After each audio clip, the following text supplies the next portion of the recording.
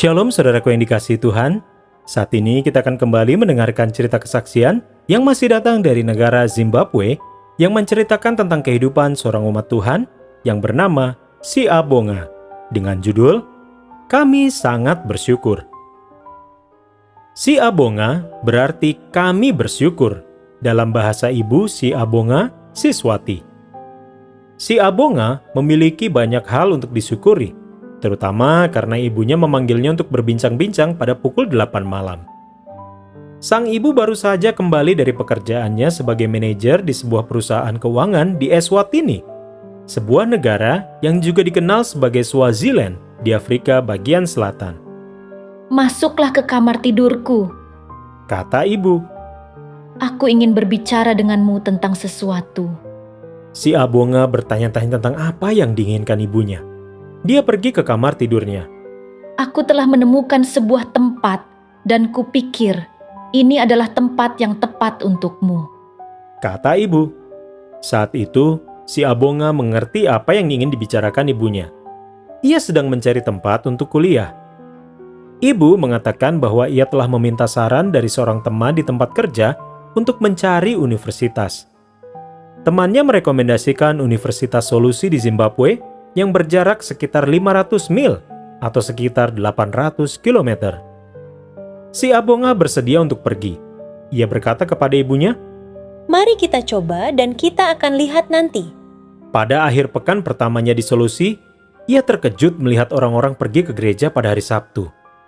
"Mengapa Anda pergi ke gereja pada hari Sabtu?" Tanyanya, Beginilah cara orang Advent beribadah. kata seorang mahasiswa. Orang Advent pergi ke gereja pada hari Sabtu. Kata yang lain. Mereka tidak pergi pada hari Minggu. Si Abonga tidak terbiasa pergi ke gereja pada hari apapun dalam sepekan. Tetapi ia tetap pergi. Ketika hari-hari berlalu, ia mendapat kejutan lain. Doa sepertinya memenuhi kampus. Para guru berdoa sebelum mengajar di kelas. Para mahasiswa berkumpul setiap hari dalam sepekan untuk ibadah yang penuh dengan doa. Ia melihat bahwa para mahasiswa juga berdoa sebelum makan di aula makan universitas yang besar yang diperluas dengan bantuan dari persembahan Sabat ke-13 pada tahun 2015.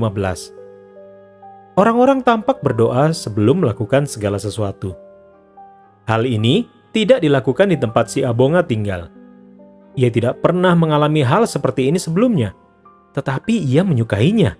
Ia merasa termotivasi, ia merasa dikuatkan, dia merasa lebih dekat dengan Tuhan. Kemudian si Abonga mulai merasa tidak nyaman dengan hal-hal buruk yang telah ia lakukan dalam hidupnya. Ia merasa bersalah.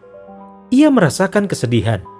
Ia merendahkan diri di hadapan Tuhan dan meminta pengampunan. Si Abonga telah berpikir tentang baptisan sebelum datang ke Solusi, tetapi ia menundanya karena khawatir bahwa ia mungkin membuat keputusan yang salah. Ketika ia bertobat dari dosa-dosanya dan menaruh imannya kepada Yesus, ia rindu untuk memberikan hatinya kepada Yesus dalam baptisan. Ia menelepon ibunya untuk memberitahu keinginannya. Ibu sangat senang, "Lakukanlah, katanya. itu adalah keputusan yang tepat." Ayahnya juga mengatakan hal yang sama.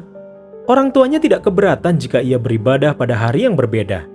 Kita menyembah Tuhan yang sama, kata ayahnya. Air terasa dingin ketika si Abonga masuk ke dalam kolam baptisan di gereja Universitas Solusi. Namun, ia mengabaikan rasa dingin itu ketika pendeta menyelamkannya ke dalam air. Ia merasakan bahwa Tuhan telah mengampuninya dan bahwa ia telah menjadi manusia baru. Hanya 2 bulan sejak ia tiba di universitas. Saat ini, si Abonga belajar bahasa Inggris dan komunikasi. Ia berharap dapat bekerja di bidang pemasaran atau jurnalisme suatu hari nanti. Dia suka berdoa dan membaca Alkitab. Si Abonga berarti kami bersyukur dalam bahasa ibunya, dan dia benar-benar bersyukur. Dia bersyukur bahwa ibunya menyarankan dia untuk belajar di Universitas Solusi. "Dengan sering pergi ke gereja menjadikan saya lebih baik. Katanya, Hal ini membawa saya lebih dekat dengan Tuhan. Solusi adalah tempat yang tepat untuk mendekatkan diri kepada Tuhan." Sebagian dari persembahan Sabat ke-13 tahun 2015 membantu memperluas ruang makan di Universitas Solusi sehingga memungkinkan untuk melayani mahasiswa seperti si Abonga dengan lebih baik. Sama seperti berkat dari persembahan tersebut yang masih dirasakan di universitas hingga saat ini, kontribusi Anda pada proyek-proyek Sabat ke-13 triwulan ini juga dapat memberikan dampak jangka panjang bagi Zimbabwe dan sekitarnya dengan berkat Tuhan. Terima kasih telah merencanakan persembahan yang murah hati pada tanggal 27 September.